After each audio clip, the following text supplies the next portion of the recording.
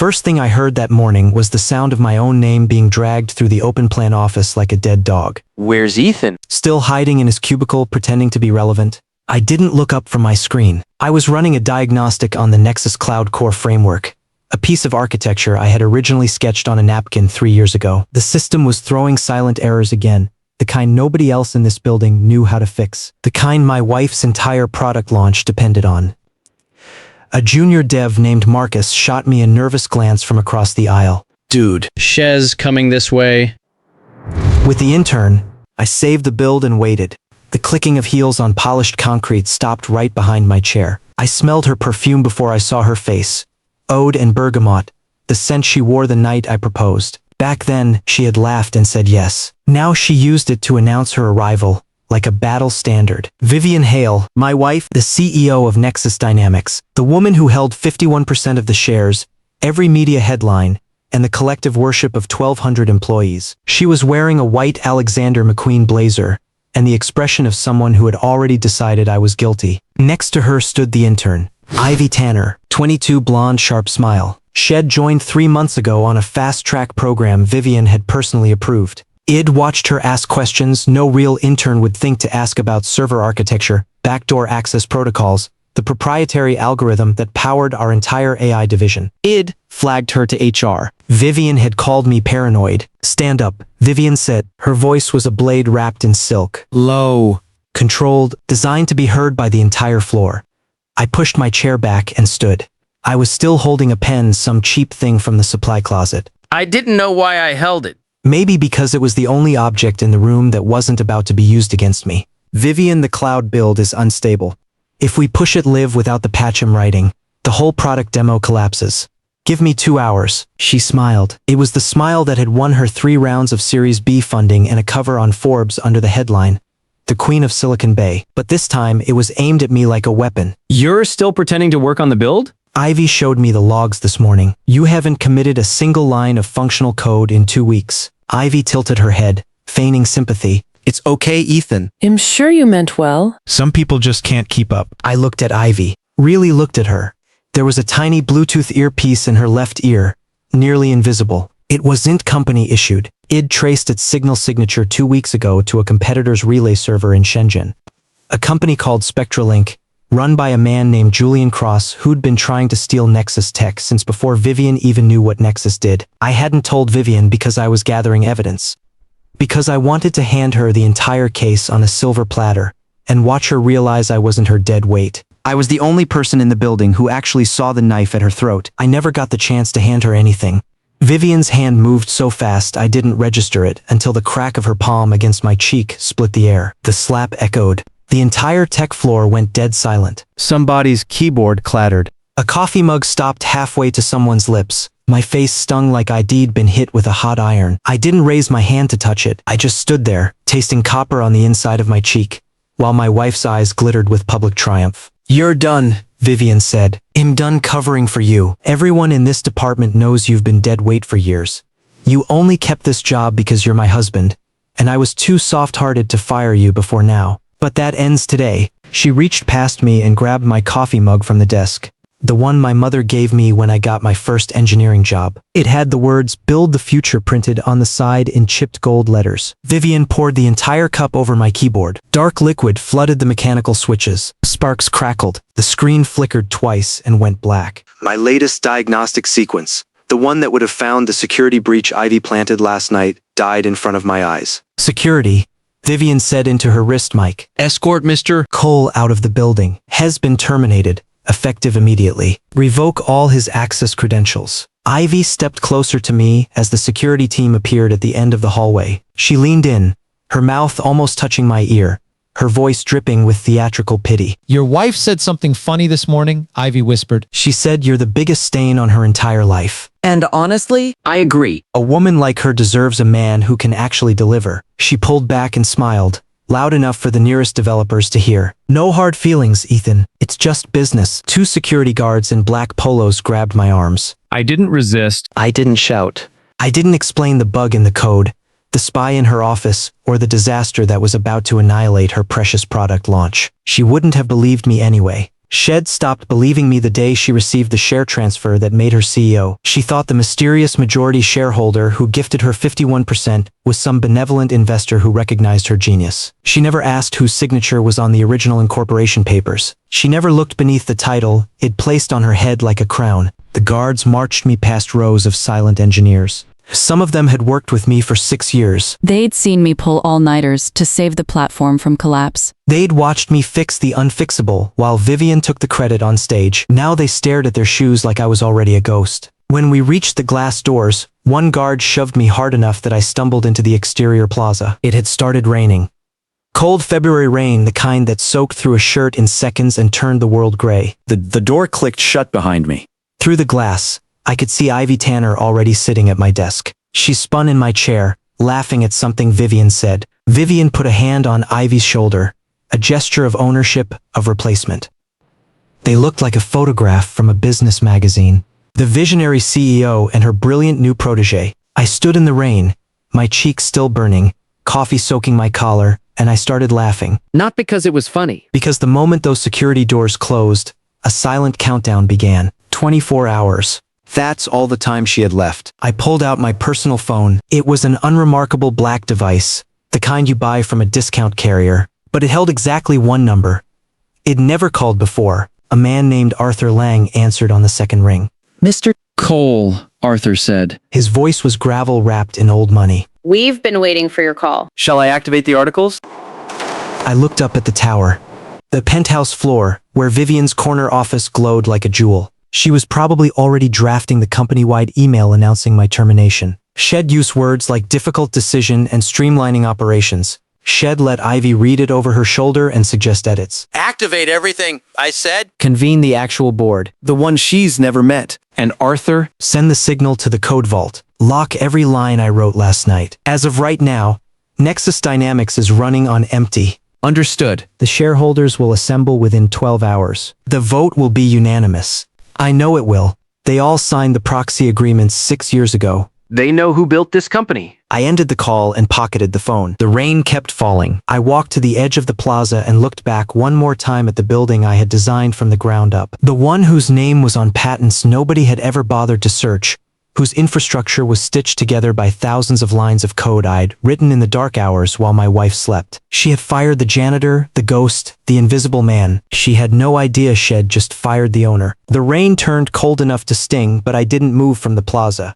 I stood there long enough for the security cameras mounted above the entrance to capture every frame. Later, those same cameras would feed footage into a boardroom projector and burn Vivian Hale's career to ash. I wanted the angle to be perfect. My phone buzzed. Arthur had sent a secure file transfer.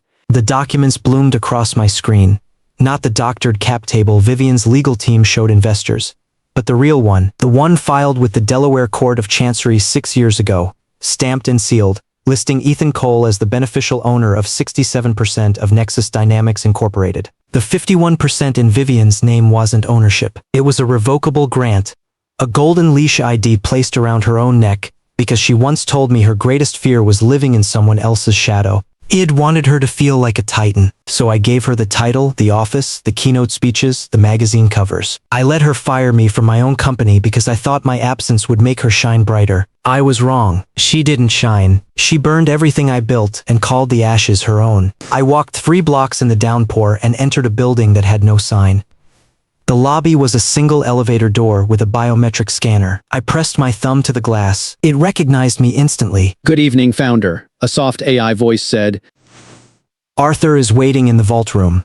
The elevator descended for what felt like forever. Most people didn't know Nexus Dynamics had subterranean levels. The construction records listed only 5 parking garages. But there was a 6th floor, sealed behind glass doors, accessible only to the original founding team. Id built it in the early days when I was still paranoid someone would steal our work. I never imagined that someone would be my wife's hand-picked intern. The doors opened onto a long concrete corridor lit by cold blue LEDs. At the end, a mahogany conference table sat beneath a single chandelier. Around that table, 12 people were already rising to their feet. Arthur Lang stood at the head, 70 years old, former federal judge, the man who had drafted every incorporation document and proxy agreement. Next to him was Mira Chen, the chief technology auditor from the original Series seed round, who had personally verified every line of code IID ever committed. Beside her sat 3 silent figures representing the offshore trusts that held the remaining shares. Shares Vivian had never known existed, because she'd never asked who controlled the voting blocks that ratified every one of her unanimous board decisions. Mr. Cole, Arthur said, gesturing to the empty chair at the head of the table. The board is assembled. We have reviewed the emergency provisions under Article 12. The revocation of the managerial grant requires a supermajority of the actual voting shares. With your 67% and the proxies you hold from the founding trusts, you command 91%. I know my percentages, Arthur. Let's get to the part where we take my company back. I sat down. The leather of the chair was cold, and my wet clothes made a damp sound against it. I was still wearing the coffee-stained shirt. The handprint on my cheek had faded to a dull red mark, but it would photograph perfectly for the evidence packet. Mira opened her laptop and projected a series of graphs onto the wall. We've been monitoring the Trojan horse insertion for 2 weeks. The intern, Ivy Tanner, is a registered contractor for Spectralink. She's been exfiltrating data through a backdoor embedded in the cloud storage API. We have timestamps, server logs, and a full recording of her transmitting the proprietary algorithm to a Spectralink server at 2:17 this morning. Does Vivian know? No, Arthur said. Ms. Hale has been isolated from all security briefings. The head of cybersecurity reports directly to this board, not to the CEO. It was a structural safeguard you insisted on during incorporation. I almost laughed. Past Ethan had been a paranoid genius, and present Ethan was grateful. Good. Keep the evidence sealed. I want the police to walk in at the exact moment of maximum impact. When is the product launch? Tomorrow morning. 9A. Ms. Hale has a full press conference scheduled in the atrium. Global live stream. She is expected to announce the Nexus Cloud version 3 rollout. Version 3, I repeated, shaking my head. The version I finished last night at 3A. While she was at dinner with Ivy celebrating the death of my career. The version that contains the core load balancing algorithm. No other engineer in the building knows how to write. I pulled out my phone and opened the remote code vault interface. It was a simple screen, a list of file hashes, each one corresponding to a critical system module. I had built a kill switch into everything I wrote, not out of malice, but because when you architect systems that handle billions of dollars in transactions, you plan for catastrophe. I highlighted the entire version 3 build and tapped a single button labeled Revoke Authorization. The screen flashed green. Somewhere 37 floors above my head, the Nexus Cloud core infrastructure silently deleted every executable I had ever committed. The product wasn't just delayed. It was hollowed out. The demo would run on an empty shell, and Vivian would stand on stage pressing buttons that did nothing, in front of the entire global press. Shell's going to try to fix it, Mira said quietly. Shell call every engineer on payroll. Every engineer on payroll learned their trade from my documentation. They won't be able to rebuild what I revoked in 24 hours. They won't even understand what's missing. I closed the phone. Now let's talk about the voting protocol. I want the removal resolution drafted and notarized tonight. I want the stock transfer revocation delivered to her legal team at 8:45 tomorrow morning, 15 minutes before she walks on stage. And I want the boardroom set up for the real meeting. The one Shay's going to walk into thinking Shay's the star. Arthur nodded and began drafting. The others worked in quiet efficiency, pulling up legal templates, filing motions with the corporate registry, activating the dormant voting proxies that had slept for 6 years. I sat back and watched them work. Outside, the rain had stopped, leaving a slick reflection of the city lights on every street. From this deep underground, I couldn't see the tower, but I could feel it. Every server rack, every backup generator, every strand of fiber optic cable, all of it tied to my name, my vision, my sleepless nights. Vivian was up there right now, probably toasting with Ivy in the executive lounge. She'd be telling herself the hard part was over, that she'd finally cut the dead weight, that tomorrow the world would crown her the undisputed queen of the industry. She had no idea the crown was borrowed. She had no idea the real king was sitting in a concrete vault 300 feet beneath her feet, wearing a shirt stained with the coffee she'd poured, and signing the order that would strip her of everything. Arthur finished the first draft and slid it across the table. I read the opening line and felt the corner of my mouth lift. Resolution 2026-01, immediate revocation of managerial authority and cease of employment for Vivian Hale, effective upon delivery. Beneath it, a blank line waited for my signature. I picked up the pen, a cheap one, like the one I'd been holding when she slapped me, and signed my name. Ethan Cole. Founder. Majority shareholder. The man she threw into the rain, File it, I said. And Arthur? Make sure the boardroom chairs are arranged so she sees my face first when she walks through the door. And the intern? I looked at Mira's screen, where Ivy Tanner's SpectraLink employment contract glowed in damning black and white. Let her enjoy one last night thinking she won. Tomorrow she gets the cuffs. The board members stood and began to disperse, each carrying a piece of the machine that would dismantle my wife's empire by sunrise. Arthur stayed behind, watching me with the careful expression of a man who had seen empires fall before. You could have done this years ago, he said quietly. Why now? I touched the red mark on my cheek.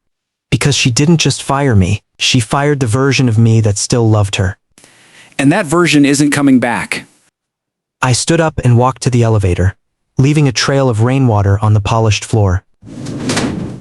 The doors closed behind me, and I began the long ascent back to the surface, where the tower waited, unaware that its true owner was about to come home. I didn't sleep that night, not because I couldn't, but because I had work to do. Arthur had booked me a suite at the St. Regis under a corporate account Vivian didn't know existed. I stood at the floor-to-ceiling window, watching the Nexus Tower glow against the city skyline. Her penthouse office lights were still on at 2 a.m. She was probably doing her final review of the launch presentation, practicing her smile in the mirror, rehearsing the lines that would make investors swoon. I wondered if Shed noticed the code was gone yet. My phone buzzed. Mira Chen. She just found it, Mira said, her voice tight with professional satisfaction. About 60 seconds ago, The dev team tried to run the pre-launch simulation and the entire version 3 framework through a missing dependency error. They can't even find the source files. What's she doing? Pacing, yelling at the senior architect, Hez telling her the code was checked in last night and somehow the repository has been wiped. She's accusing him of incompetence. I almost felt sorry for the senior architect. His name was Derek, a solid engineer who had spent 3 years trying to earn Vivian's respect. He was about to become her punching bag for a crime he didn't commit. Keep watching, I said. Let me know when she calls Ivy. The intern? Why would she call the intern for technical help? Because Ivy's going to offer to fix it. Shell claims she has a backup on her personal drive. Shell say she was just being careful and saved a copy of everything I wrote. Vivian will believe her because right now Ivy is the only person in that building who hasn't disappointed her. Mira was quiet for a moment. You think the SpectraLink operative has your code? I know she does. She's been exfiltrating it for 2 weeks. She's got a complete copy sitting on a SpectraLink server right now. What she doesn't know is that every file she stole is watermarked with a unique hash that traces directly back to her access credentials. The moment that code goes live anywhere, the evidence chain is complete. So you let her steal it. I let her think she stole it. There is a difference. I turned away from the window. What's Arthur's status? Voting proxies are fully activated. The revocation documents have been filed with the Delaware Registry. The board will convene at 7 a.m. sharp. Arthur has arranged for a courier to deliver the termination package to Ms. Hale's legal team at 8:45, 15 minutes before her launch. And the police? Detective Marissa Voss from the Financial Crimes Division. She's reviewed the evidence package, the SpectraLink connection, the server logs, the timestamps. She's prepared to make the arrest on site. She asked if you wanted it to happen during the press conference or after. I thought about it for exactly 2 seconds. I want Ivy Tanner to be led out in handcuffs while the cameras are rolling. Understood. Anything else? One more thing. I need you to pull the security footage from the tech floor. The cameras covering my old cubicle, specifically the recording from yesterday morning at 11:12 a.m. Mira hesitated. You want the footage of the slap? I want the footage of everything. The slap, the coffee, the security escort. I want it cleaned up, enhanced, and loaded onto the boardroom projector. I'm going to play it for her. Ethan. Mira's voice softened for the first time. are you sure about that part? Once you play that footage in front of the board, there's no going back. She'll never forgive you. She slapped me in front of my entire department. She poured coffee on my keyboard and had me thrown out of my own building. She let a corporate spy whisper poison in her ear while I was the only one trying to protect her. I paused. Forgiveness isn't on the table anymore, Mira. This is about consequences. Mira said she understood and ended the call. I sat on the edge of the hotel bed and opened my laptop. On the screen, the Nexus Cloud admin dashboard was still live. My root access had never been revoked. Another oversight Vivian's IT department made when they rushed to terminate my employment. They'd killed my email and my badge, but the backdoor id built into the infrastructure during the company's founding years was invisible to standard access audits. It required a handshake protocol only I could complete. I pulled up the system logs and watched in real time as panic spread through the engineering department. Derek was running a repository integrity check. It came back empty. Vivian was CC'd on every desperate email. Shed written fix. This now in all caps on the team channel. And Ivy Tanner was typing a message in a private chat window to an encrypted external address. The message read, "They found the wipe. I have the full build. Going to be the hero. Status elevated. Sending final payload tonight." Meeting with the CEO at dawn. I took a screenshot and added it to the evidence folder. Go ahead, Ivy, I murmured. Play your cards. You've got about 6 hours until the deck gets flipped. I closed the laptop and finally allowed myself to lie down. The ceiling was white and blank, and for a moment I saw Vivian's face as it had been 6 years ago, when we sat on the floor of a rented garage surrounded by server racks and pizza boxes. Shed looked at the first prototype of the Nexus Cloud interface and whispered, "You built this." You actually built this. Id kissed her forehead and said no. "We built this." Back then, she believed me. Back then, the company was ours. Then the investors came. The money, the attention, the magazine profiles that always cropped me out of the photos, the speeches she gave about being a self-made founder, the way she started correcting me in meetings, then dismissing me entirely, then forgetting I was in the room. One night, a year ago, I asked her if she still remembered who wrote the original codebase. Shed laughed and said, "That was a team effort, Ethan." Don't be so possessive. Shed already rewritten history in her head. I was just the footnote she was embarrassed to cite. Now the history was about to rewrite itself again, except this time I was holding the pen. Dawn broke over the city in shades of steel and rose gold. I showered, shaved, and put on a fresh suit, charcoal gray, tailored, the kind of suit I hadn't worn in years because Vivian preferred I dress appropriately for my role. She meant chinos and button-downs that wouldn't upstage her in photos. Today, I wasn't thinking about her photos. Before I left the hotel, I picked up the coffee-stained shirt from yesterday. It was wrinkled and stiff, the dark brown stains still visible across the chest. I folded it carefully and placed it in a garment bag. A symbol? Every revolution needs one. Arthur was waiting for me in the lobby of the Nexus Tower's executive entrance. He looked like he'd slept even less than I had, but his eyes were sharp and his briefcase was thick with paper. "The board is assembled in the ground floor conference room," he said, falling into step beside me. "All 12 voting members. The trusts are represented. The legal team is standing by with the notarized revocations. Ms. Hale's termination package has been delivered to her personal counsel's office at precisely 8:45, as instructed." Did she read it? Her lawyer called her immediately. She didn't answer. She was already in the green room, preparing for the press conference. She told her assistant to hold all calls.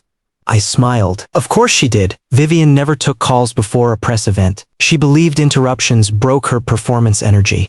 Shed probably muted the notification without even glancing at the preview text.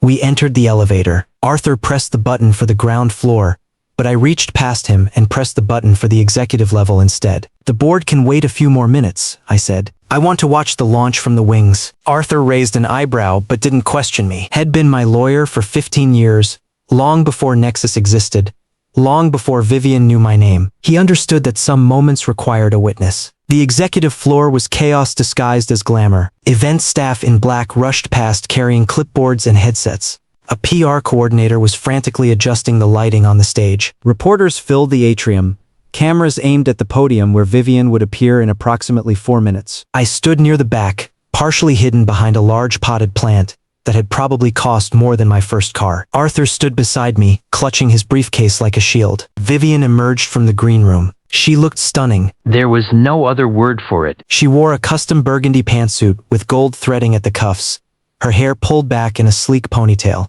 her makeup flawless. She walked with the stride of a woman who owned every room she entered. Behind her, carrying a tablet and wearing a smug expression that could curdle milk, walked Ivy Tanner. Ivy was dressed for the occasion too. New blazer, expensive heels, the kind of upgrade that happens when a spy gets promoted to the inner circle. She leaned close to Vivian's ear and whispered something. Vivian nodded, her expression grateful. "That's the new head of product development," someone near me murmured. She saved the launch. "Found some critical backup files that got deleted overnight. Absolute genius." I said nothing. Vivian stepped onto the stage. The crowd applauded. Cameras flashed. She raised her hand in a practiced wave and took her place behind the podium. Good morning, everyone. She said, her voice warm and magnetic. Thank you for being here. Today is a monumental day for Nexus Dynamics. We're about to unveil the next generation of cloud infrastructure, a product that will redefine how the world processes data. She paused, letting the dramatic beat land. But before I begin, I want to address something personal. Yesterday, I made a difficult decision to restructure our technical team. Some of you may have heard rumors. I want to be transparent.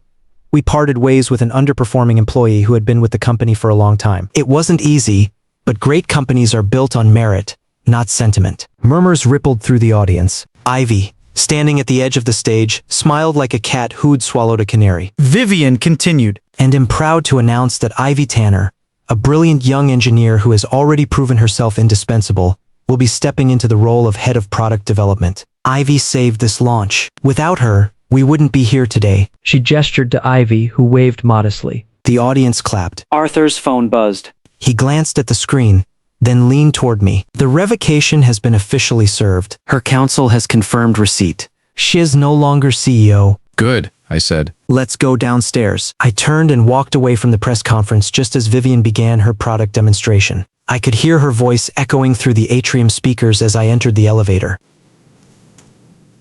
Let me show you the new dashboard interface. As you can see, the load balancing algorithm is running flawlessly. Then her voice stopped. A pause. Just a moment, she said, her tone suddenly brittle. There seems to be a display error. The elevator doors closed. The boardroom was exactly as id designed it 6 years ago. Dark mahogany table, leather chairs, floor-to-ceiling windows facing the bay. The 12 board members sat in their assigned seats. Arthur took his place at the foot of the table. I walked to the head, where the CEO's chair waited. I didn't sit in it yet. Instead, I looked at the large screen mounted on the wall. Arthur had already loaded the security footage. A single frame was frozen on the display. Vivian's hand, mid-swing, connecting with my face. Ladies and gentlemen of the board, I said thank you for assembling on short notice. The item before us is Resolution 2026-01, the immediate revocation of managerial authority for Vivian Hale. You've all reviewed the evidence. You've all seen the code repository logs. You've all confirmed the SpectraLink breach. Does anyone wish to speak before we proceed to the vote? No one spoke. Then I moved to vote. The vote took 30 seconds. Unanimous. Resolution 2026-01 is adopted, Arthur announced. Ms. Hale is hereby removed from all executive authority, effective immediately. Ms. Cole will assume the interim CEO position pending a permanent succession plan. I finally sat in the CEO's chair. Now, I said, someone bring her in. Shez about to finish her press conference, and I imagine Shez going to have questions. Mira's voice came through the room's intercom. She is already in the elevator. Her demo crashed. The press conference is in chaos. And Ethan, she's not alone. The intern is with her. I felt my jaw tighten. Perfect, I said. Let them both come.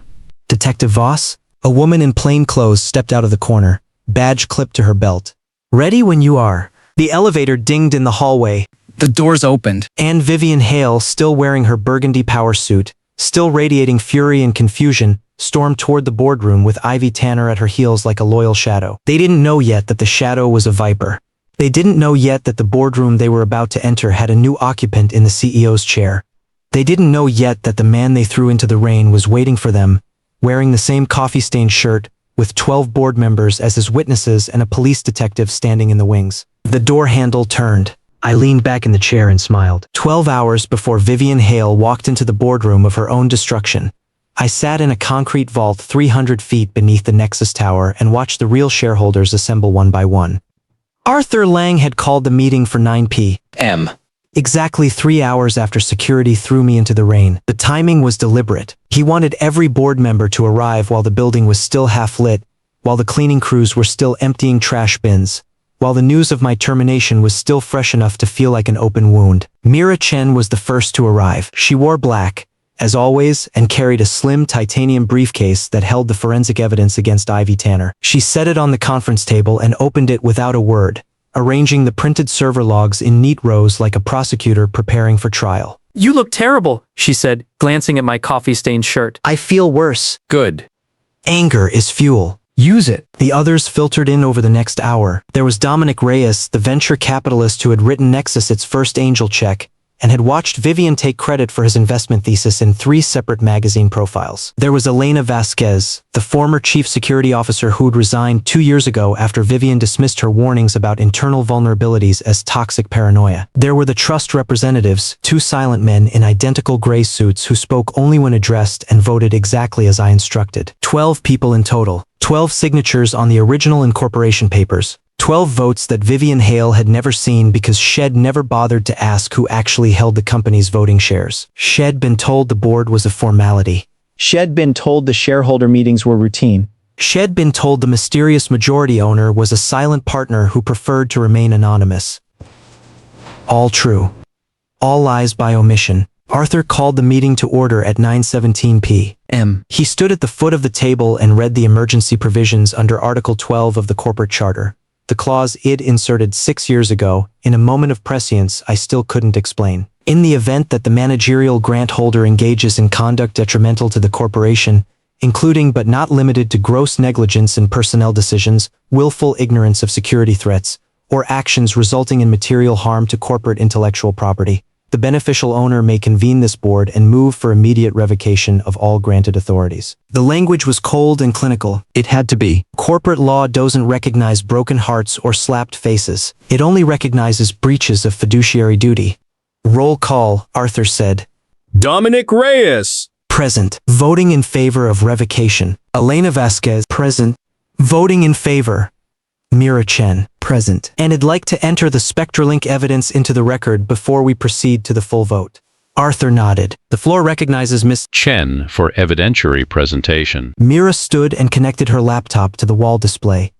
The screen lit up with a timeline that made my stomach turn cold, despite the anger burning in my chest. Ivy Tanner was hired 3 months ago under the fast-track recruitment program personally approved by Vivian Hale. Standard background checks were waived per Ms. Hale's written instruction.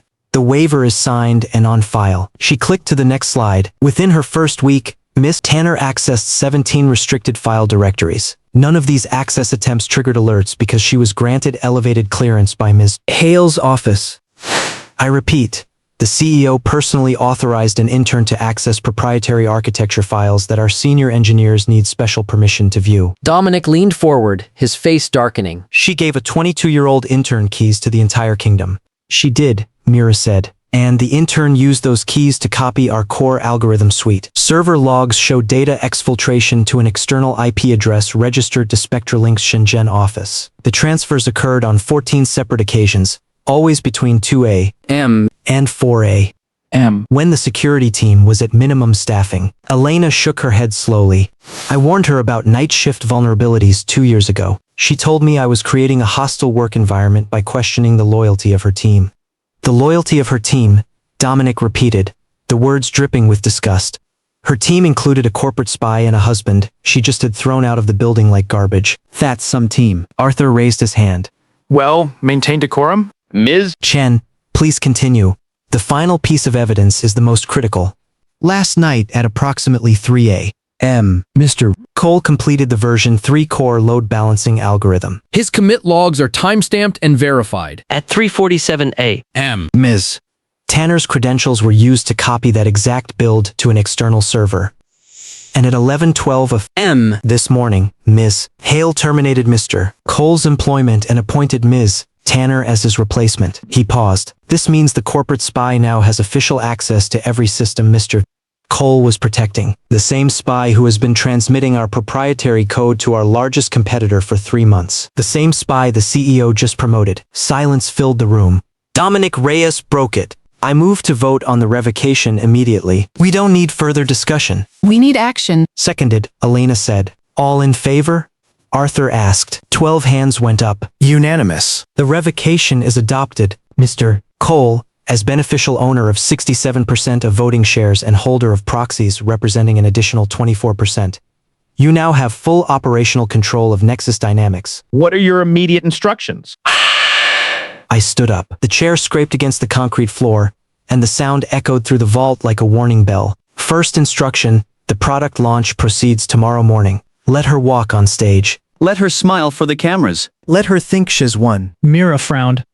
You want her to give the keynote? I want her to try. The version 3 demo will fail because I've locked every line of code I wrote. Shall press buttons that do nothing. Shall promise features that don't exist. Shall be forced to improvise in front of the global press, and everyone will see what happens when the self-made founder has to actually build something. Cold, Dominic murmured.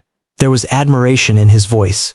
Second instruction, Detective Marissa Voss will be stationed in this building at 8 a.m. Shall have a copy of the SpectraLink evidence and a warrant for Ivy Tanner's arrest. I want the cuffs applied on the executive floor, in full view of the press corps. Let every reporter in the city watch Nexus Dynamics drag a corporate spy out in handcuffs. And the CEO, Elena asked. Shell's not the CEO anymore. She just doesn't know it yet. I walked to the wall display and pulled up the security footage from the tech floor. Vivian's hand connecting with my face, the coffee splashing across the keyboard. Ivy's smirk. The security guards grabbing my arms. Third instruction, this footage gets loaded onto the boardroom projector. When I call her, I want this playing on a loop. I want her to watch herself destroy her own career while sitting in front of the 12 people who have the power to erase her. Arthur cleared his throat. There is one more matter. The termination package delivered to her legal team includes a full accounting of the share structure. Once she reads it, she'll know you own the company. She'll know the 51% was a revocable grant. She'll know she was never the real owner. Good. Let her read it. Let her lawyer explain it to her in small words. And then let her walk into this boardroom and face me. Ethan. Mira hesitated. What are you going to say to her? I looked at the frozen image on the screen. My wife's hand stretched toward my face, captured forever in digital amber. I'm going to tell her the truth she's been running from for 6 years. She wasn't a founder. She was a manager. She wasn't a visionary. She was a beneficiary of my silence. And the biggest mistake she ever made wasn't trusting Ivy Tanner. It was forgetting that the man she fired built everything she has. The board members exchanged glances. Arthur began drafting the final resolution language. Mira started compiling the evidence packets for the police. Dominic reached into his briefcase and pulled out a bottle of scotch older than the company. One drink, he said, pouring a glass and sliding it toward me. For the king reclaiming his throne. I looked at the glass for a long moment. I'm not a king, I said. Kings inherit their power. I built mine from scratch. And tomorrow morning, everyone who forgot that is going to remember. I didn't drink the scotch. I had work to do and I needed a clear head for what was coming. But I kept the glass on the table. A symbol. A promise. A funeral toast for the career of Vivian Hale. Vivian Hale woke at 5:30 a.m. in the penthouse apartment we used to share, and she did not think about me once. She told me this later, in the wreckage of everything, when the truth had finally stripped away the last of her defenses and she was just a woman sitting in an empty office wondering how she'd lost it all. She said she woke up thinking about the keynote speech. About the camera angles, about the shade of lipstick that would photograph best under the atrium lights. She didn't think about her husband because in her mind, the husband problem had been solved. I learned the details of her morning from 3 different sources. Mira had access to her building's security logs. Arthur's paralegal interviewed her driver, and the event coordinator, a nervous woman named Patricia who had worked at Nexus for 8 years and secretly hated Vivian's guts, was more than happy to provide a minute-by-minute account. At 5:30, Vivian got out of bed alone. The penthouse had 4 bedrooms, and she had moved into the largest one 2 years ago, claiming she needed space to think. I had slept in the smallest room next to the laundry machines, because it was closer to the home office where I did my late-night coding. At 6, she called Ivy Tanner. Tell me the demo is ready, Vivian said. Patricia overheard this because Vivian always used speakerphone when she was doing her makeup, and Patricia had arrived early to deliver the final press kit. It's better than ready, Ivy's voice crackled through the speaker. I worked all night. The backup build is fully integrated. The load balancing algorithm is running smoother than it did under the old code. You're going to blow them away. Better than Ethan's work? Ethan who? Vivian laughed. Patricia said it was the kind of laugh that made her skin crawl. Light and musical and utterly without conscience. That's what I like to hear. You're a star, Ivy. I knew I was right about you. Ms. Hale, there is one thing. I got a weird notification from legal late last night. Some kind of document delivery. Should I be worried? Legal is always sending documents. It's probably the final version of your promotion contract. Don't worry about it. Focus on the launch. Got it. See you on stage. Vivian hung up and continued applying her makeup. Patricia stood in the corner holding the press kit and trying not to make eye contact. What do you think of this shade? Vivian asked, holding up a lipstick tube. Too aggressive? I want to look powerful but approachable. It's a lovely shade, Miss Hale, Patricia said. It's called Empire Builder. Appropriate, don't you think? Patricia didn't answer. She was too busy noticing the unopened legal envelope on the entry table. The one with urgent time sensitive stamped across the front in red letters. It had been couriered over at 8:45 the night before, per Arthur's instructions, and someone, probably the housekeeper, had placed it neatly by the door. Vivian walked right past it on her way to the private elevator. She didn't even glance down. At 7, her car arrived. A black Mercedes S-Class with tinted windows and a driver named George, who had worked for Nexus since the beginning. George knew me, had driven me to the hospital the night I collapsed from exhaustion after a 72-hour coding marathon. Had watched Vivian take credit for the resulting product at the next press conference. Big day, miss? Hail, George said as she slid into the back seat. The biggest. This launch is going to change everything. I'm sure it will. George's voice was carefully neutral, the tone of a man who had learned long ago not to express opinions about his employers. But his eyes in the rearview mirror were watching her with something that might have been pity. He knew. Arthur had briefed all the long-tenured staff the night before. The drivers, the security team, the executive floor receptionists. They all knew that the woman in the back seat wasn't the CEO anymore. They just weren't allowed to tell her. The Mercedes pulled into the Nexus Tower's underground garage at 7:20. Vivian stepped out into the executive parking bay, where a private elevator waited to take her directly to the green room. Ivy was already there, clutching a tablet and wearing a blazer that probably cost more than my first car. The press is packed, Ivy said, her eyes bright with excitement. Bloomberg, Forbes, TechCrunch, The Wall Street Journal. Everyone's here. The live stream has 40,000 viewers and it hasn't even started yet. 40,000? Vivian's smile widened. Last launch peaked at 12. This is incredible. People are calling it the biggest tech event of the year, and I saw the seating chart. Your front row at every major conference for the next 6 months. They're already using your name as a headline. Vivian placed a hand on Ivy's shoulder. This is our moment. Everything we've worked for. Ivy's smile flickered for just a fraction of a second. A micro-expression, the kind that security analysts are trained to catch. But Vivian wasn't a security analyst. She was a CEO who had fired her chief security officer for being negative. Let's do a final run-through of the demo, Vivian said. I want the timing perfect. They huddled over the tablet, rehearsing the sequence. The logo animation, the welcome address, the product walkthrough. The big reveal of the new load balancing algorithm, the one I had written, the one Ivy had stolen, the one that was about to fail spectacularly in front of 40,000 live viewers. At 8:45, 15 minutes before showtime, Vivian's personal phone buzzed.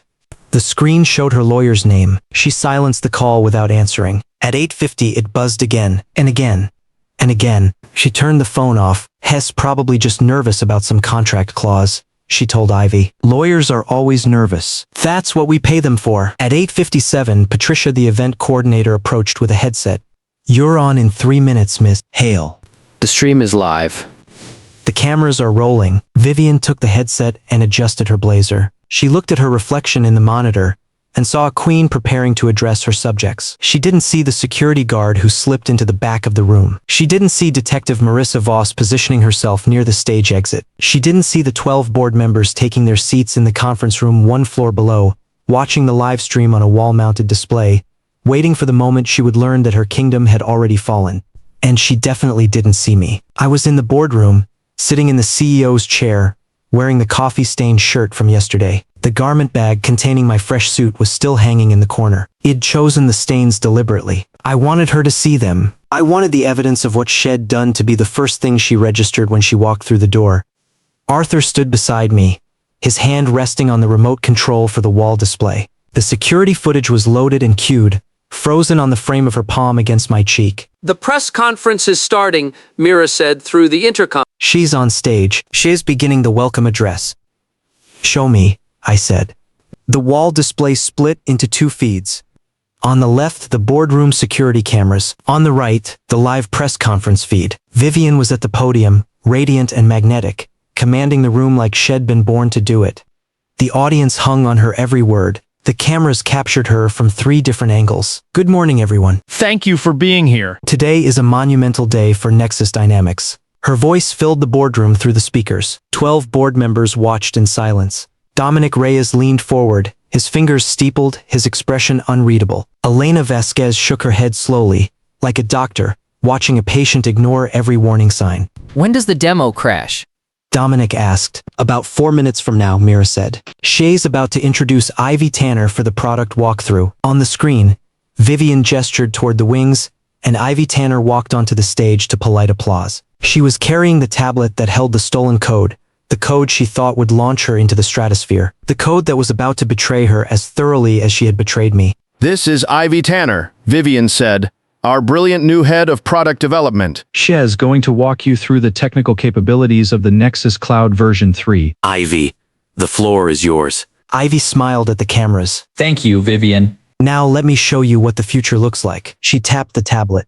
The demo screen lit up, the load balancing algorithm began to run, and then it stopped. An error message appeared. Generic. Unhelpful. Fatal. Ivy tapped again. Nothing. Again. Nothing. The audience began to murmur. Vivian's smile froze. Ivy's face went pale. And in the boardroom, I pressed a button on the intercom. "Arthur," I said, "tell Patricia to deliver the message. It's time to bring her downstairs." Arthur nodded and spoke into his own mic. "Send her down."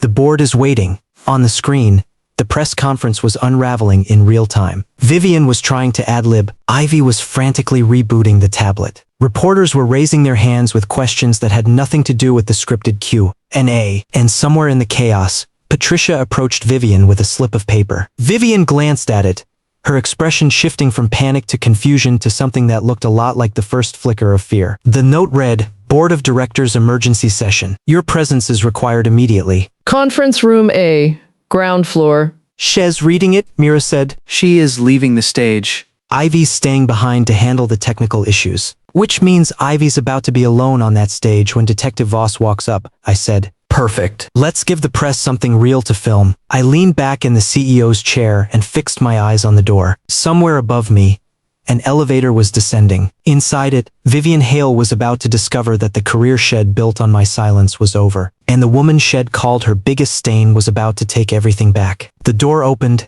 and Vivian Hale walked into the boardroom like she still owned it. She was still wearing the burgundy pantsuit, still radiating the residual glow of the stage lights, still carrying herself with the arrogance of a woman who believed she was walking into a routine meeting. Her eyes swept the room, registering the 12 board members, the wall display, the silent faces turned toward her. And then they landed on me. I saw the exact moment her brain tried to reconcile what she was seeing. Her husband, sitting in the CEO's chair, wearing the coffee-stained shirt she had poured her drink over yesterday, surrounded by the 12 most powerful people in the company, all of whom were looking at her like she was a stranger who had wandered into the wrong building. "Ethan." Her voice was sharp, confused, but not yet afraid. "What are you doing here?" "Security was supposed to revoke your access. You don't belong in this room." I didn't answer. I just looked at her. Arthur Lang stood up from his seat at the foot of the table. "Ms. Hale, thank you for joining us. Please take a seat. The board has several matters to address. I'm not sitting down until someone tells me what's going on." She turned to Dominic Reyes, the only board member she recognized. "Dominic, what is this?" Why is my terminated husband sitting at the head of the table? Dominic didn't flinch. "I suggest you sit, Vivian." This is going to take a while. The first crack appeared in her armor. It was tiny, a slight tightening around her eyes, a fractional hesitation in her breath. But I saw it. Everyone saw it. She sat. Arthur opened a leather folder and removed a stack of documents. Mivs. Hale at 9:17 p.m. Last night, this board convened an emergency session under Article 12 of the Nexus Dynamics Corporate Charter. A resolution was proposed and passed unanimously. Effective immediately, your managerial authority as Chief Executive Officer has been revoked. The words hung in the air like smoke.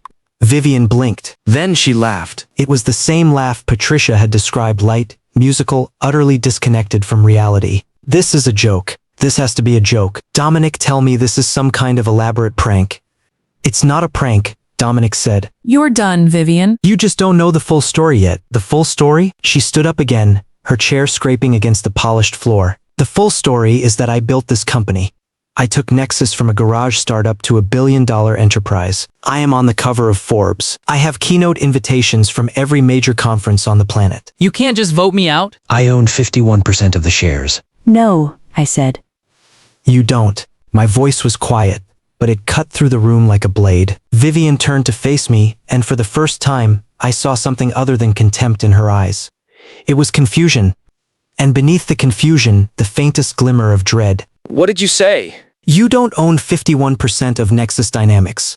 You never did. I nodded to Arthur. Show her. Arthur pressed a button on his laptop, and the wall display lit up with a document. It was the original incorporation filing stamped and sealed by the Delaware Court of Chancery, dated 6 years ago. The document listed all shareholders, their voting rights, and their equity percentages. At the top of the list was my name. Ethan Cole, 67%. Absolute controlling interest. Beneath it, a secondary entry. Vivian Hale, 51%. Revocable managerial grant. Subject to board approval. Subject to owner recall. I watched her read it. I watched her eyes move across the numbers, the legal language, the signature at the bottom of the page. Her signature. She had signed this document 6 years ago, the day I made her CEO. She had never read it carefully enough to notice the word revocable. This isn't possible, she whispered. I had my lawyers review everything. They said the shares were an outright gift. They were a revocable trust, Arthur said, his voice calm and merciless.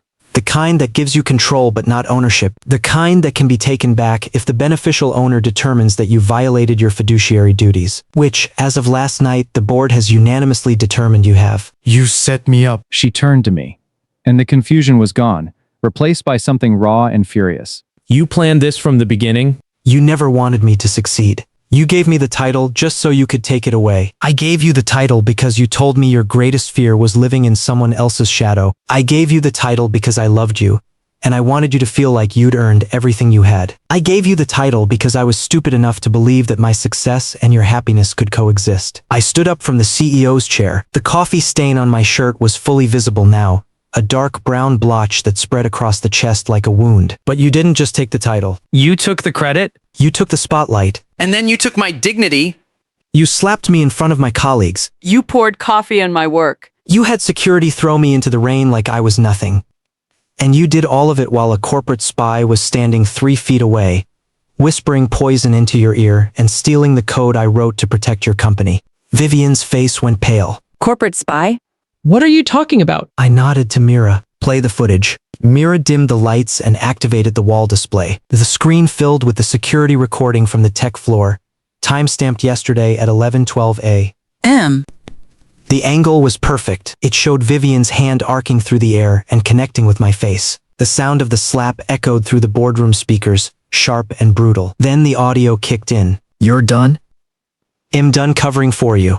You only kept this job because you're my husband. The coffee pouring over the keyboard. The sparks. Ivy's smirk. The security guards grabbing my arms. Your wife said you're the biggest stain on her entire life. Vivian stood frozen, her face illuminated by the glow of her own destruction playing out on a 50-inch screen. Turn it off, she said. Her voice was thin. Turn it off right now. I don't think I will, I said. I want everyone in this room to see exactly what kind of leader you became. The kind who hits her husband in public. The kind who promotes a spy over the man who built her company. The kind who walks past an urgent legal notice because she's too busy practicing her smile for the cameras.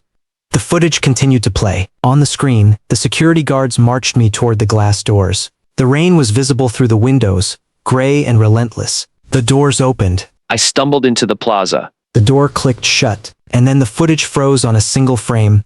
Vivian, standing over my empty desk. Her hand still raised from the slap, Ivy Tanner already settling into my chair. Arthur, I said, please distribute the termination documents. Ms.? Hale needs to sign them. Arthur slid a stack of papers across the table. Vivian stared at them like they were written in a language she couldn't read. These confirm your removal as CEO, Arthur said. They also confirm the revocation of your 51% managerial grant. You will retain no equity in Nexus Dynamics. You will receive no severance. You will vacate the executive office immediately. Your access credentials have already been terminated. You can't do this. She was shaking now, her composure crumbling like a sandcastle in a storm. I gave everything to this company. Everything. I worked 100-hour weeks. I sacrificed my marriage. I sacrificed everything. I walked toward her, stopping just close enough that she could see the red mark on my cheek, still faintly visible, still tender to the touch. You sacrificed your marriage? You didn't sacrifice it, Vivian. You murdered it. You killed it the moment you decided I was an embarrassment instead of a partner. You killed it when you started introducing me as my husband, the engineer, with that little apologetic smile, like I was a stain you couldn't quite scrub out. I picked up the pen from the table and held it out to her. Sign the papers. She looked at the pen. Then at me. Then at the 12 board members watching in silence. Dominic Reyes had his arms crossed. Elena Vasquez was nodding slowly, her expression one of grim satisfaction. The trust representatives sat motionless, their votes already locked. What happens if I don't sign? Then the revocation still stands. The board vote is binding. The only difference is whether you walk out of here with the shred of dignity that comes from accepting responsibility, or whether we have to have security escort you out the same way you had them escort me. The word security hit her like a second slap. She flinched. I set the pen on top of the documents. There is something else you should know, I said. While you've been in this room, the press conference you abandoned has been broadcasting live. Ivy Tanner is still up there, trying to fix a demo that will never work, because I locked every line of code she stole. And in about 60 seconds, a police detective is going to walk onto that stage and arrest her for corporate espionage. On camera, in front of 40,000 viewers, Vivian's hand trembled as she reached for the pen. I didn't know about Ivy, she said, her voice barely a whisper. I didn't know she was a spy. You didn't know because you didn't want to know. I flagged her to HR 3 times. I showed you the access logs. You called me paranoid. You called me dead weight. You promoted her and fired me. And now the entire world is about to watch her get handcuffed on your stage, at your launch event, in front of your investors. She picked up the pen. Her signature was shaky, barely legible, but it was there. Vivian Hale, the last autograph she would ever sign as CEO of Nexus Dynamics. Arthur collected the documents and notarized them with a stamp he produced from his briefcase. The revocation is now fully executed. Nis! Hale, you are no longer an employee of this company. Vivian sank back into her chair. The burgundy pantsuit chosen so carefully for the cameras now looked like a costume shed forgotten to take off. Now, I said, there's one more thing. Detective Voss? The door opened and a woman in plain clothes stepped inside. She walked directly toward Vivian, her badge visible on her belt. Vivian Hale, Detective Marissa Voss, Financial Crimes Division. I need to ask you some questions about your relationship with Ivy Tanner and your knowledge of the Spectralink data breach. You are not under arrest, but I strongly advise you to cooperate. Vivian looked at me, and for the first time in years, I saw something in her eyes that wasn't contempt or dismissal or cold professional calculation. It was fear. Real, naked, unguarded fear. Ethan, she said. Please. I walked back to the CEO's chair and sat down. The leather was cool against my back. The garment bag with my fresh suit still hung in the corner, but I wasn't going to change. The coffee stain was part of the story now. It was the flag I had carried into battle, and the battle was won. You fired the wrong person, I said. You fired the janitor, the ghost, the invisible man. You forgot that the man you threw into the rain was the man who built your throne. And now? I looked at her, sitting crumpled in the visitor's chair, a detective at her side, her career in ashes, her signature still wet on her own termination papers. Now you're fired too. The boardroom door opened, and the sound of chaos flooded in. From somewhere above us, the press conference had completely unraveled. I could hear shouted questions, the clatter of equipment, and a voice that might have been Patricia, the event coordinator, desperately trying to restore order. But the loudest sound was something else entirely. The sharp, metallic click of handcuffs, followed by Ivy Tanner's voice rising in indignant fury. You can't do this? I'm the head of product development. I saved this launch! Let go of me. Detective Voss' radio crackled. She pressed a finger to her earpiece and listened, then turned to me with a nod. My team has the Tanner woman in custody. They're escorting her through the press area now. Do you want to watch? Absolutely, I said. Put it on the screen. Mira switched the wall display from the security footage to the live press conference feed. The image was chaotic, cameras jostling for position, reporters shouting over each other, and in the center of the frame, Ivy Tanner being led across the stage in handcuffs by 2 uniformed officers. She looked nothing like the smug intern who had whispered poison in my wife's ear yesterday. Her blazer was askew. Her hair had come loose from its careful styling. Her face was twisted with a mixture of rage and terror, the expression of someone who had been certain she would never get caught. I want a lawyer. She screamed at the cameras. This is corporate retaliation. Vivian Hale authorized everything I did. The reporters surged toward her like sharks scenting blood. One of them, a woman from Bloomberg, managed to shout a question that cut through the noise. Are you being charged with corporate espionage? Is it true you were working for SpectraLink? Ivy's face went white. She stopped struggling against the handcuffs. Who told you that? She whispered. The camera zoomed in on her expression, and there it was, the moment of confession captured in high definition, broadcasting live to 40,000 viewers. Mira muted the audio. SpectraLink has already issued a statement. They're denying any knowledge of Tanner's activities. They're calling her a rogue contractor. Julian Cross personally released a video claiming Hez shocked and appalled by the allegations. Of course he did, Dominic said. The man's a snake, but he's not stupid. Hell, throw her under the bus before she even hits the ground.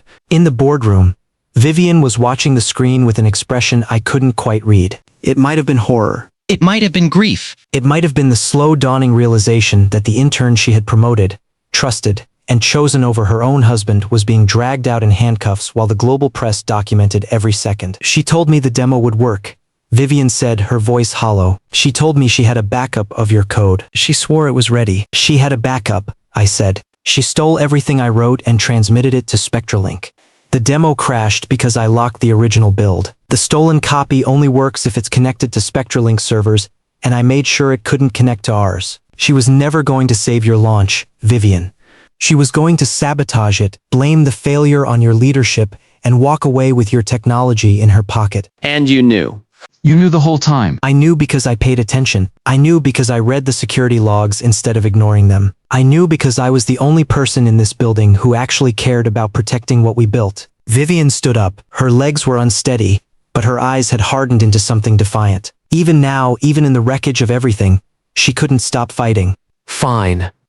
You won. You took the company. You humiliated me in front of the board and the press. But don't pretend you did this to protect Nexus. You did this to punish me. You've been waiting for years to prove you were better than me. I stood up too. The coffee stain on my shirt crinkled with the movement. I walked toward her, stopping close enough that I could see the faint cracks in her foundation, the mascara smudged at the corner of her eyes, the tremor in her lower lip that she couldn't quite control. You're right, I said. I did want to punish you. I wanted you to feel exactly what I felt when you slapped me in front of my team. I wanted you to know what it's like to lose everything in a single moment, with cameras rolling and no one to save you. But don't confuse that with pretending. Everything I did because it was necessary. The board vote was unanimous. The revocation was legal. The arrest was warranted. You weren't destroyed by my revenge, Vivian. You were destroyed by your own choices. I turned to Detective Voss. Is she free to go? For now. I'll need a formal interview later this week. But Shez not being detained. Then Miss Hale is no longer an employee of this company, and she has no further business in this building. I pressed the intercom. Security, please escort Ms. Hale to the lobby. Shez to collect her personal belongings from the executive office within 48 hours. After that, her access will be permanently revoked. Vivian stared at me. The defiance in her eyes flickered, wavered, and then something behind it crumbled. You're really throwing me out, she said. Like nothing. Like the last 10 years meant nothing. They meant everything, I said. That's why this hurts. That's why you're standing there with your career in ashes instead of walking out with a severance package and a golden parachute. If the last 10 years had meant nothing, I would have fired you quietly and moved on. But they meant everything to me, and you threw them away. You threw me away? Now you get to live with the consequences. The security guards arrived. They weren't the same ones who had dragged me out yesterday.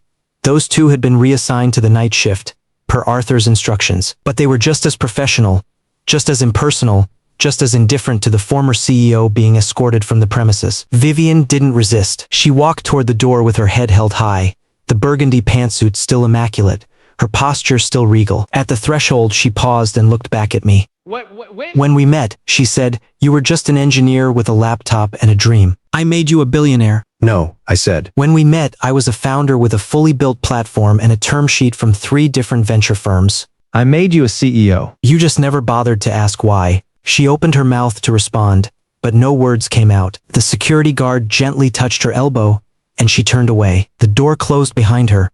For a long moment, no one in the boardroom spoke. Arthur busied himself organizing the executed documents. Mira closed her laptop. Dominic poured himself another glass of scotch, and this time he didn't offer me any. She'll be back, Elena said quietly. Women like her don't just disappear. Shell tried to spin this. Try to rebuild. Try to find another company to run. Let her try, I said. The revocation is public record. The security footage is evidence in a criminal investigation. Every investor in Silicon Valley will know what she did by the end of the week. She's not unemployable, but she's close. And even if someone does hire her, she'll spend the rest of her career looking over her shoulder, wondering if the next intern is a spy and the next engineer is a hidden founder. I walked to the window and looked out at the city. The rain had stopped hours ago, leaving behind a clean, washed skyline. Somewhere in the building above me, the press was still scrambling to cover the story. Somewhere in the lobby, Vivian was stepping into a black Mercedes that would take her to an apartment she no longer owned, paid for by a salary she no longer earned. And somewhere in a holding cell downtown, Ivy Tanner was learning that SpectraLink had already disavowed her, leaving her to face federal charges alone. Arthur, I said, still facing the window, schedule an all-hands meeting for this afternoon. I want every employee in the atrium. I'm going to address the company directly. What will you tell them? I turned around and looked at the 12 board members who had placed their trust in me. At Mira, who had gathered the evidence. At Dominic, who had voted without hesitation. At Elena, who had been vindicated after 2 years of being called paranoid. I'm going to tell them the truth. That the company they work for was built by someone who loved it enough to stay invisible. That their former CEO was a manager, not a founder. And that from this day forward, Nexus Dynamics is going back to what it was always supposed to be. A place where the best ideas win, not the loudest voices. A place where loyalty is rewarded, not punished. A place where the person sitting in the corner cubicle might just be the most important person in the building. I picked up the garment bag containing my fresh suit and headed for the door. Where are you going? Dominic asked. To change. The coffee stain made a good impression, but I don't think it's appropriate for the all hands. I paused at the door. Besides, I have a press conference to give. The world just watched Nexus Dynamics implode on live television. Someone needs to tell them the company isn't dead. It's just been reborn. I opened the door and walked out into the hallway, leaving the boardroom and its 12 silent witnesses behind. The elevator was waiting. I stepped inside and pressed the button for the executive floor, where Vivian's corner office sat empty, where Ivy's desk had already been cleared by the police, and where a new CEO's chair was waiting for the man who had built it all from scratch. The doors closed. The elevator began to rise. And somewhere in the building's speakers, the all-hands announcement began to chime. 3 days after I took my company back, Detective Marissa Voss called me with an invitation. Ms.? Tanner is giving her formal statement this afternoon, she said, her voice crackling through the speakerphone in my new office. I thought you might want to watch. We also contacted Ms. Hale. She agreed to come in as a material witness. She has no idea what Shay's about to hear. I leaned back in the chair that used to belong to my wife. The leather still smelled faintly of her perfume, but that would fade. I was already having it reupholstered. What time? 2 o'clock. Interrogation room, B. There's a viewing room with a one-way mirror. You can observe without being seen. And Vivian? Shall be in the adjacent room. We've arranged it so she can hear everything through the audio feed. The district attorney wants her to understand exactly what she enabled before they decide whether to file charges against her for negligence. That got my attention. Are they going to charge her? Probably not. The evidence shows she was manipulated, not complicit. But the DA wants her to squirm a little. Call it a learning experience. I looked out the window at the city skyline. Somewhere out there, Vivian was probably sitting in a temporary apartment, trying to figure out how her life had collapsed in a single day. Her lawyer had already called Arthur twice, asking about severance, about stock options, about some kind of exit package. Arthur had told him there was nothing to negotiate. The revocation was absolute. I'll be there, I said. The police station was a gray concrete building on the south side of the city. I arrived at 1:50 in a black town car driven by George, who was now my full-time driver. Had been the first person I rehired after the dust settled. Want me to wait, mister? Cole? He asked as he pulled up to the curb. Please. This shouldn't take long. Detective Voss met me in the lobby. She was wearing the same plain clothes as before, but there was a certain satisfaction in her posture now. The SpectraLink case was going to be a career maker for her. Federal prosecutors were already circling. She's been talking for about 20 minutes, Voss said as she led me down a narrow hallway. Once we showed her the server logs, she flipped. Turns out Julian Cross promised her a 7-figure bonus and a VP title if she could deliver your load balancing algorithm. She was supposed to wait until the launch was successful, then disappear. The demo crash panicked her. She stayed too long. Greed makes people stupid. Always does. Ms. Hale just arrived. Shiz in the observation room next door. She hasn't seen you yet. We stopped outside a door marked observation room A. Through the small window, I could see the interrogation room beyond. Ivy Tanner was sitting at a metal table, wearing an orange jumpsuit, her hands cuffed to a chain around her waist. She looked nothing like the polished intern who had stolen my chair and my wife's loyalty. Her hair was limp. Her face was bare.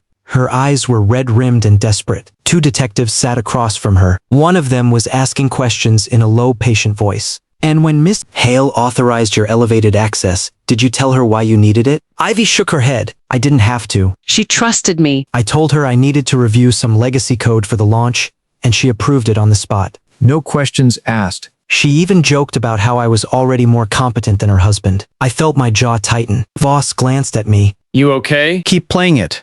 In the observation room next door, separated by a thin wall and a pane of soundproof glass, Vivian Hale was sitting in a plastic chair, staring at the same scene through another one-way mirror. Her lawyer was beside her, whispering something that she wasn't listening to. She was wearing a simple gray dress now, no burgundy power suit, no gold threading at the cuffs. The woman who had been on the cover of Forbes was gone. In her place was someone smaller, quieter, haunted. Through the speakers, Ivy's confession continued. The whole thing was almost too easy, Ivy said, a bitter laugh escaping her lips. I've done corporate infiltration before, but I've never had a CEO just hand me the keys like that. She was so desperate to prove she didn't need her husband that she ignored every red flag. I could have walked out with the entire codebase on day one, and she would have thanked me for organizing the files. Did Ms. Hale ever express suspicion about your background? Suspicion? She never even checked my references. I used a fake name and a fabricated resume. The SpectraLink team created a whole digital identity for me. Fake university transcript, fake internship records, fake recommendations. The whole package cost about $2,000, and it worked. She hired me after one interview. The detective leaned forward. Let's talk about the night before the launch. You transmitted Mr. Cole's complete code build to SpectraLink servers. Is that correct? Yes, he finished it at around 3 a.m. I had a bot monitoring his commit logs. The moment he pushed the final version, my script copied everything and routed it through an encrypted tunnel to Shenzhen. By 4 a.m., SpectraLink had the entire algorithm. The only reason the demo failed the next morning was because Cole apparently had a kill switch I didn't know about. He locked the build before my backup could sync with the Nexus servers. So when you told Ms. Hale you had saved the launch, you were lying? Ivy smiled. It was a cold, hollow expression, the smile of someone who had nothing left to lose. Of course I was lying. I was never there to save her launch. I was there to steal her technology and burn her company to the ground. She just made it easy. Every time her husband tried to warn her about me, she called him paranoid. Every time he flagged my access logs, she ignored him. She was so busy trying to prove she didn't need him that she handed me the match and told me where to start the fire. In the observation room next door, Vivian Hale put her face in her hands. I watched her shoulders shake through the glass. Her lawyer put a hand on her back, but she shook it off. The woman who had slapped me in front of my colleagues, who had poured coffee on my work, who had called me the biggest stain on her life, she was finally completely irreversibly broken. And I felt nothing. That was the strangest part. I had expected to feel satisfaction, maybe even triumph, but all I felt was a quiet, hollow calm. The woman in that room wasn't my wife anymore. She hadn't been for years. She was just a former employee who had made catastrophic mistakes and was now being forced to listen to the consequences. Detective Voss touched my elbow. We're wrapping up. Do you want to talk to her? Ms. Hale? Is she asking for me? No. But she knows you're here. She saw your car pull up. I thought about it for a moment. The last time I had spoken to Vivian, she was being escorted out of the boardroom in her burgundy pantsuit, still defiant, still fighting. That version of her was gone now. What was left was someone I barely recognized. One conversation, I said. 5 minutes. Then I'm done. Voss led me to a small meeting room. A few minutes later, the door opened and Vivian walked in. Her lawyer hovered in the hallway, but she waved him off. Ill handle this, she said, and closed the door. We stood facing each other in the fluorescent light. She looked smaller than I remembered. The gray dress hung on her like a borrowed costume. Her eyes were ringed with red, and her makeup had been wiped away, probably from crying. You heard everything, she said. It wasn't a question. Every word. She played me. From the very first day, she played me. And I fired the only person who was trying to protect me. She paused, her voice cracking. I fired you. You did. Ethan, I don't know how to say this. I don't even know if there are words for what I need to say. But I'm sorry. I am so sorry. For everything. For the slap. For the coffee. For the years of treating you like you were invisible. For believing a stranger over my own husband. I let the silence hang between us for a long moment. Her apology was real. I could see that. The Vivian who stood in front of me now was not the same woman who had ordered security to drag me into the rain. That woman had believed she was invincible. This woman knew she was not, but apologies, even genuine ones, don't erase scars. I loved you, I said. I loved you enough to give you my company, my work, my reputation. I let you stand in the spotlight while I sat in a cubicle and fixed your mistakes in the dark. I did that for years, Vivian. Years, and you never once asked why. I know. I was blind. I was ambitious and arrogant and blind. You were cruel. That's the word you're avoiding. You weren't just blind. You were cruel. You slapped me in public. You humiliated me in front of people I had mentored for years. You told a corporate spy that I was the biggest stain on your life. That wasn't blindness. That was contempt. She flinched as if I had slapped her back. Maybe in some ways I had. What happens now? She asked. To me, I mean, the DA is unlikely to press charges. You were manipulated, not criminal. But your career in this industry is over. No serious company will hire a CEO who was terminated for cause after enabling a major data breach. The investors have blacklisted you. The media knows the story. You'll probably write a memoir in a few years, do some speaking engagements about failure and redemption. But you'll never run a company again. She nodded slowly. The information didn't surprise her. Her lawyer had probably already told her the same thing. And us? She whispered. There is no us, Vivian. There hasn't been for a long time. I'm not going to hate you. I'm not going to chase you with lawsuits or drag your name through the mud more than it's already been dragged. I'm going to do what I should have done 6 years ago. I'm going to run my company, build my products, and live my life. Without you in it. She wiped her eyes with the back of her hand. The gesture was so human, so unguarded, that for a split second I saw the woman I had married. The one who had sat with me on the floor of a rented garage, surrounded by server racks, and whispered, "You built this. You actually built this." That woman was gone. Maybe she had never really existed. "Ilgo," she said, "I just wanted you to know that I finally see the truth. You were never the stain on my life, Ethan. I was the stain on yours." She turned and walked to the door. Her hand was on the handle when I spoke one last time. "Vivian," she looked back. The coffee stain on that shirt? The one you poured on my keyboard? I'm having it framed. It's going to hang in the chairman's office. Every time I walk in, I'm going to see it. Not as a reminder of what you did to me, as a reminder of what I survived. Goodbye, Vivian. She held my gaze for 3 more seconds. Then the door opened and she was gone. 1 month later, the Nexus Dynamics chairman's office was officially mine. I had the space completely redesigned. The glass desk was replaced with solid walnut. The abstract art that Vivian had chosen was donated to a local gallery. The walls were repainted a deep navy blue, the color of the night sky I used to stare at while writing code in the garage. And on the wall behind my desk, mounted in a custom shadow box with museum-grade glass, hung the coffee-stained shirt. The stain was still visible, a dark brown bloom across the chest. Next to it, a small brass plaque read, "This shirt was worn by Ethan Cole on the day he was fired from the company he founded. He wore it again when he took it back. Let it remind every person who enters this room that titles are borrowed, but ownership is built." Arthur thought it was a bit dramatic. Mira loved it. Dominic Reyes came in for a meeting and stared at it for a solid minute, before saying, "That's the most intimidating piece of decor I've ever seen." I want one. The company was healing. The stock price had dipped briefly after the launch debacle, but the board's swift action and the very public arrest of Ivy Tanner had reassured investors. Eid spent the first 2 weeks doing nothing but talking to employees, listening to their concerns, and rebuilding the trust Vivian had burned down. I promoted Derek, the senior architect she had screamed at, to chief technology officer. I reinstated Elena Vasquez as head of security with full autonomy and a budget shed only dreamed of. I gave Mira a permanent seat at the leadership table, and I launched the Nexus Cloud version 3 myself 3 weeks after the original date, at a press conference where I didn't use notes, didn't practice my smile, and didn't pretend to be anything other than what I was, an engineer who had built something extraordinary. The demo ran perfectly. The press called it the comeback story of the year. Forbes, the same magazine that had put Vivian on its cover under the headline, "The Queen of Silicon Bay," ran a new cover.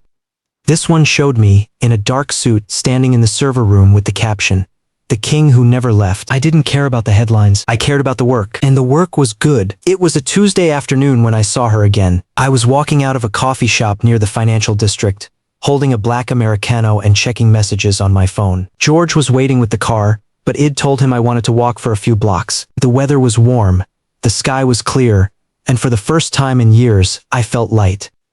And then I saw her. Vivian was standing at a crosswalk, waiting for the light to change. She was wearing a simple blouse and jeans, the kind of outfit she would never have been caught dead in during her CEO days. Her hair was shorter, cut into a practical bob. She was holding a paper coffee cup and staring at the traffic with an expression I couldn't quite read. Not sadness.